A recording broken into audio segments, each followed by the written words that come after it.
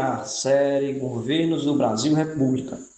E para iniciar, vamos ter como nosso ponto de partida, claro, o primeiro governo do Brasil República. Então, até 1889, o Brasil vivia sob um sistema imperial. Naquela ocasião, o imperador era Dom Pedro II, né?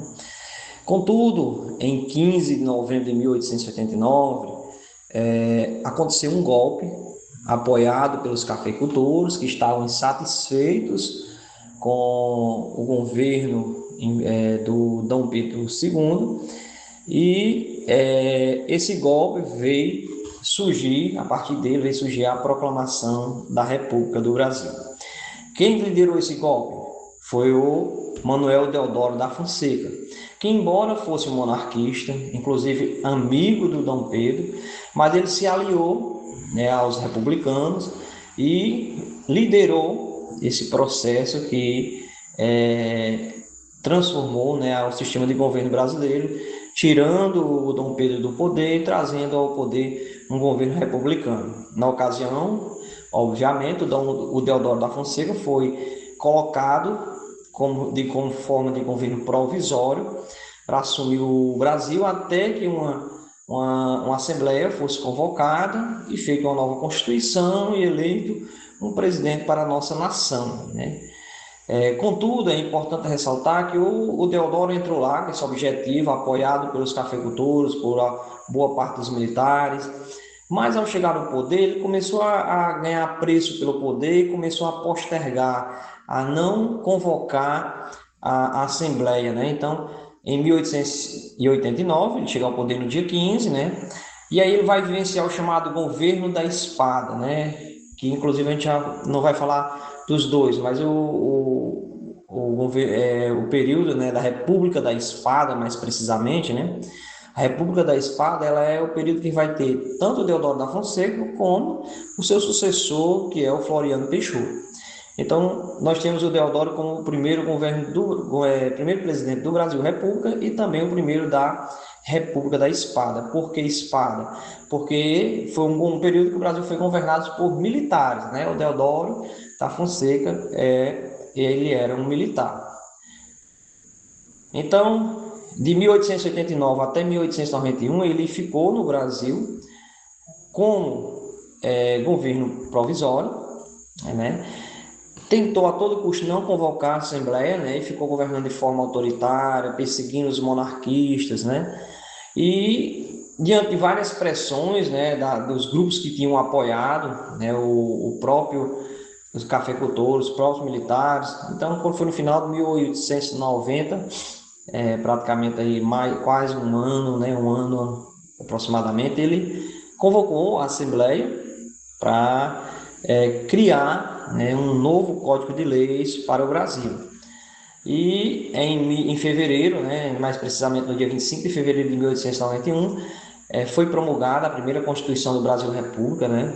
E com essa Constituição também foi instituída uma primeira eleição que aconteceu de forma indireta, uma pequena parcela da população votou, e quem foi eleito, obviamente, né, o Deodoro da Fonseca foi eleito presidente e o vice, o Floriano Peixoto, né?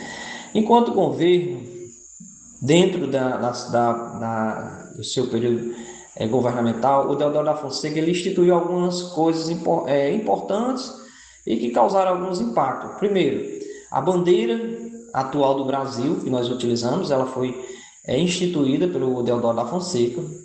O Deodoro da Fonseca, ele gerou um certo conflito e atingiu também alguns grupos que eram a favor quando ele instituiu a separação da Igreja do Estado, que era uma característica da monarquia, né, que na monarquia a Igreja e o Estado andavam juntos. Então, quando o Deodoro chega ao poder, vai haver a separação da Igreja, na ocasião a Igreja Católica, do Estado.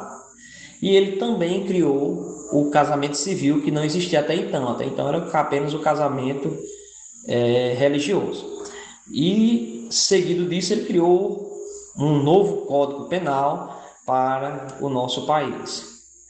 Durante seu governo, ele enfrentou, né, bastante instabilidade econômica, muita dificuldade na parte financeira mesmo, tem algo muito conhecido aí na história do governo de Deodoro, que é o encilhamento, né? Que foi um momento em que o Brasil teve como o ministro, né, do governo Deodoro da Fonseca, né, o Rui Barbosa. Rui Barbosa, ali à frente, né, do setor econômico do nosso país, ele criou, né, uma certa expectativa de um crescimento assim, vamos dizer assim, grandioso, porque ele incentivou a produção de papel, moeda, né, e abriu linhas de crédito para as novas empresas que se instalassem no Brasil, né. Só que aí isso tudo gerou uma grande expectativa, uma esperança que de uma hora para outra o Brasil fosse decolar economicamente com isso. Só que muitas pessoas começaram a abrir empresas chamadas de fantasma, contrair empréstimos e não pagar, né? Decretar falência, enfim, diversas formas.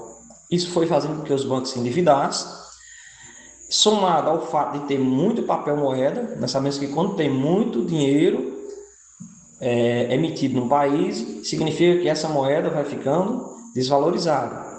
Somado a isso, ainda os calotes, né, que estavam vindo aos bancos, então tudo gerou uma crise bastante intensa aí dentro do governo do Deodoro da Fonseca, né? E diante dessa realidade, né, o Deodoro também ele tinha alguns pontos que também começou a gerar insatisfação da população, né? A questão do seu autoritarismo, né? Ele manda em 1891 fechar o parlamento, né? Então isso gerou uma ação que é crucial para que o golpe acontecesse. Ele teve problemas com a revolta da Armada, que naquela ocasião era liderada pelo almirante Custódio de Melo, né?